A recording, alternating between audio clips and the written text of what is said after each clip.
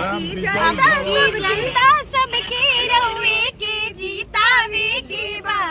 सांसद बनावे के बहो हमर मन भैया के अपन भैया के हमरा के जीतावे के बा सांसद बनावे के बहो कैंची छाप पे अब की मुहर सबके लगावे के बा सांसद बनावे के बहो कारा काट में झंडा पावन भैया के फहरावे के बा सांसद बनावे के बहो पावन यहीं से शुरू होता है और पावन में भैया खत्म होता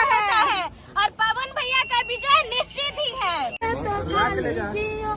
कोई पूरी खिलावे तो खा लीजिए वो कठरिया में जाकर बदल जाइयो पवन भैया का जय जय मना दीजिए कैंची छाप पर मुहर